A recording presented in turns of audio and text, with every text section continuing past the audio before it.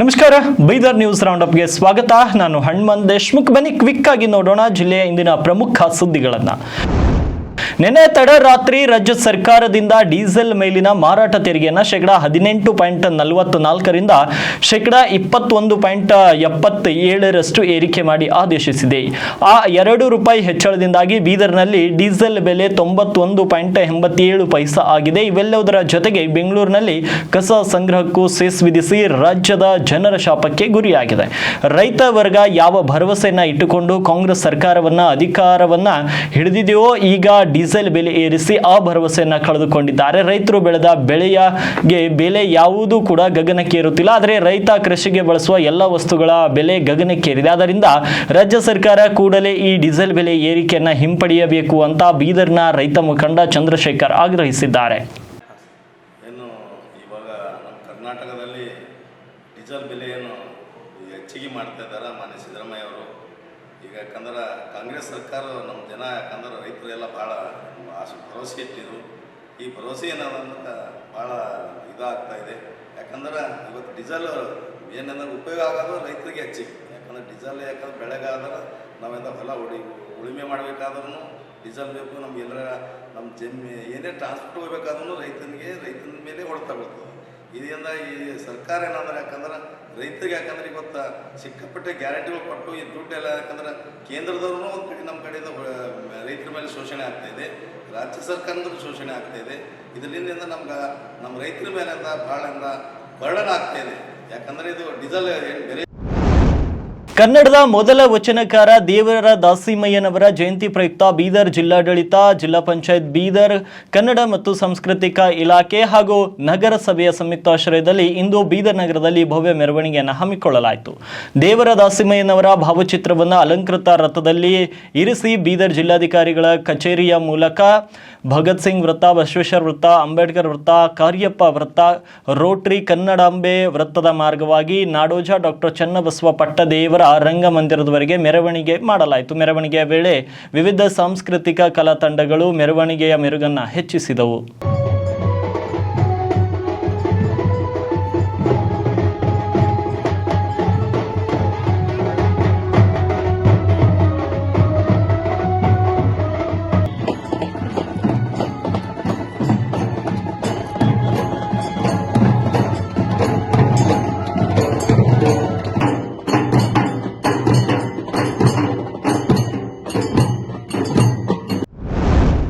ಮೆರವಣಿಗೆಯ ನಂತರ ಡಾಕ್ಟರ್ ಚನ್ನಬಸವ ಪಟ್ಟದೇವರ ರಂಗಮಂದಿರದಲ್ಲಿ ನಡೆದಂತಹ ವೇದಿಕೆ ಕಾರ್ಯಕ್ರಮವನ್ನು ಉದ್ಘಾಟಿಸಿ ಮಾತನಾಡಿದ ಬೀದರ್ ಜಿಲ್ಲಾ ಉಸ್ತುವಾರಿ ಸಚಿವ ಈಶ್ವರ್ ಖಂಡ್ರೆ, ದೇವರ ದಾಸಿಮಯ್ಯ ಅವರ ತತ್ವಜ್ಞಾನ ಹಾಗೂ ಸಾಮಾಜಿಕ ಸೌಹಾರ್ದತೆಯ ಸಂದೇಶಗಳು ನಮ್ಮ ಸಮಾಜಕ್ಕೆ ದಾರಿದೀಪವಾಗಿದೆ.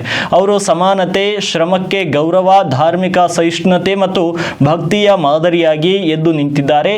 ಅವರ ವಚನಗಳು ಇಂದಿಗೂ ಕೂಡ ಸಮಕಾಲೀನವಾಗಿದ್ದು ನಾವು ಅವರ ಆದರ್ಶಗಳನ್ನು ಅನುಸರಿಸಿ ಸಮಾಜದ ಸುಧಾರಣೆಗೆ ಕೈಜೋಡಿಸಬೇಕಾಗಿದೆ ಎಂದರು.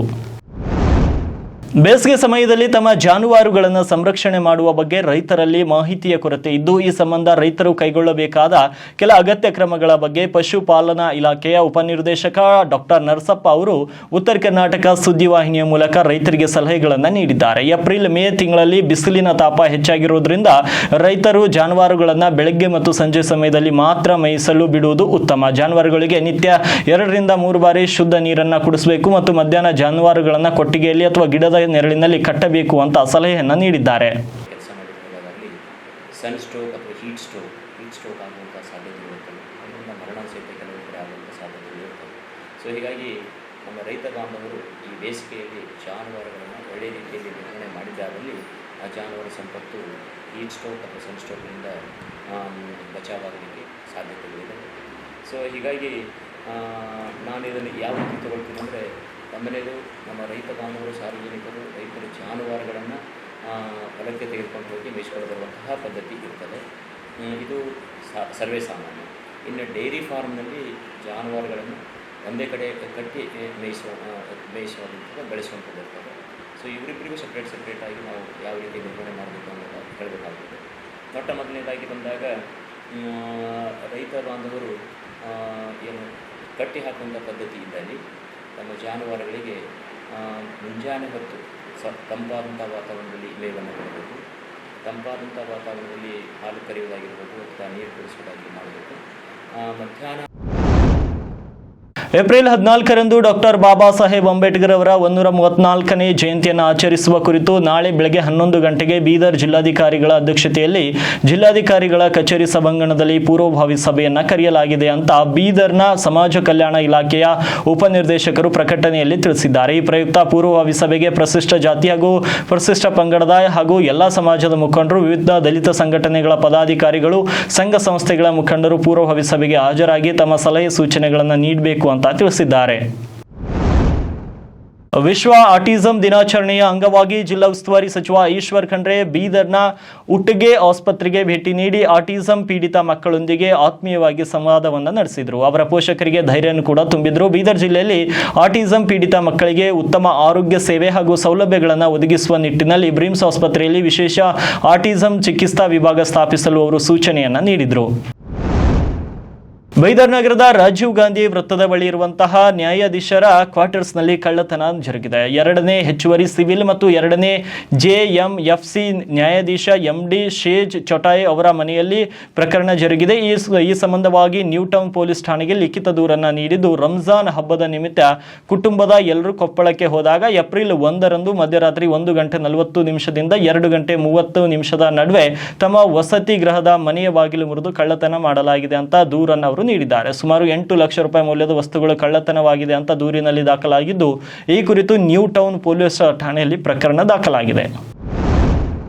ಸಂವಿಧಾನ ಶಿಲ್ಪಿ ಡಾಕ್ಟರ್ BR ಅಂಬೇಡ್ಕರ್ ಅವರ 134ನೇ ಜಯಂತ್ಯುತ್ಸವದ ಆಚರಣೆ ಹಿನ್ನೆಲೆ ಔರಾದ್ ಪಟ್ಟಣದ ಪ್ರವಾಸಿ ಮಂದಿರದಲ್ಲಿ ಪೂರ್ವಭಾವಿ ಸಭೆ ಜರುಗಿದ್ದು, ಸಭೆಯ ಅಧ್ಯಕ್ಷತೆಯನ್ನು ವಹಿಸಿ ಮಾತನಾಡಿದ ಹಿರಿಯ ದಲಿತ ಮುಖಂಡ ಬಾಬುರಾವ್ ತಾರೆಯವರ್, ಬಾಬಾ ಸಾಹೇಬ್ ಅಂಬೇಡ್ಕರ್ ಅವರು ಸರ್ವ ಜನಾಂಗದ ನಾಯಕ. ಈ ವರ್ಷ ಅವರ ಜನ್ಮ ದಿನಾಚರಣೆಯನ್ನು ಎಲ್ಲ ಧರ್ಮದ ಮುಖಂಡರು ಸೇರಿ ಏಪ್ರಿಲ್ 22ರಂದು ಸಾಯಂಕಾಲ 5 ಗಂಟೆಗೆ ಬಸವೇಶ್ವರ ವೃತ್ತದ ಹತ್ತಿರ ಆಚರಣೆ ಮಾಡಲು ನಿರ್ಧರಿಸಲಾಗಿದೆ. ಸಮಿತಿಯ ಅಧ್ಯಕ್ಷರಾಗಿ ಮಾಜಿ ಪಟ್ಟಣ ಪಂಚಾಯತ್ ಅಧ್ಯಕ್ಷರಾದ ಸುನಿಲ್ ಕುಮಾರ್ ದೇಶ್ಮುಖ್ ಅವರನ್ನು ಆಯ್ಕೆ ಮಾಡಲಾಗಿದೆ. ಕಾರ್ಯಕ್ರಮದಲ್ಲಿ ಭೀಮಾ ಕೋರೆಗಾಂವ್ ಗೀತೆ ಹಾಡಿದಂತ ಖ್ಯಾತ ಗಾಯಕ अजय देहाडे ಅವರು ಭಾಗವಹಿಸಲಿದ್ದಾರೆ ಅಂತ ತಿಳಿಸಿದ್ದಾರೆ.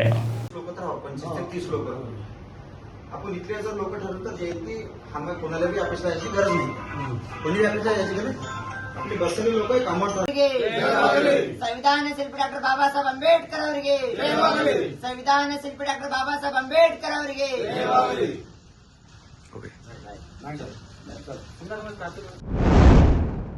ಈ ಮೊದಲು ಪೊಲೀಸ್ ಇಲಾಖೆಯಲ್ಲಿ ತಂತ್ರಜ್ಞಾನ ಇರಲಿಲ್ಲ, ಆದರೆ ಇವಾಗ ತಂತ್ರಜ್ಞಾನ ಮುಂದುವರೆದಿದ್ದರಿಂದ ಇಲಾಖೆಗೆ ಹೆಚ್ಚು ಅನುಕೂಲವಾಗಿದೆ ಅಂತ ಮುಖ್ಯ ಅತಿಥಿಯಾಗಿ ಆಗಮಿಸಿದ ನಿವೃತ್ತ PSI ಘನಶ್ಯಾಮ್ ಅವರು ತಿಳಿಸಿದ್ದಾರೆ. ಇಂದು ಬೀದರ್ ನಗರದ ಜಿಲ್ಲಾ ಪೊಲೀಸ್ ವರಿಷ್ಠಾಧಿಕಾರಿಗಳ ಕಚೇರಿ ಆವರಣದಲ್ಲಿ ನಡೆದಂತ ಪೊಲೀಸ್ ಧ್ವಜ ದಿನಾಚರಣೆ ಕಾರ್ಯಕ್ರಮದಲ್ಲಿ ಮಾತನಾಡಿದ ಅವರು, ಈ ದಿನ ನನ್ನದು ಅವಿಸ್ಮರಣೀಯ ದಿನವಾಗಿದೆ. ನಾನು ಪೊಲೀಸ್ ಇಲಾಖೆಯಲ್ಲಿ 35 ವರ್ಷ ಸೇವೆ ಸಲ್ಲಿಸಿದ್ದು ಸಾರ್ಥಕವಾಯಿತು. ಏಕೆಂದರೆ ನನ್ನನ್ನು ಗುರುತಿಸಿ ಈ ಕಾರ್ಯಕ್ರಮಕ್ಕೆ ಮುಖ್ಯ ಅತಿಥಿಯಾಗಿಸಿದ್ದಕ್ಕೆ SP ಪ್ರದೀಪ್ ಗುಂಟಿ ಅವರಿಗೆ ಧನ್ಯವಾದ ಅರ್ಪಿಸುತ್ತೇನೆ ಎಂದರು.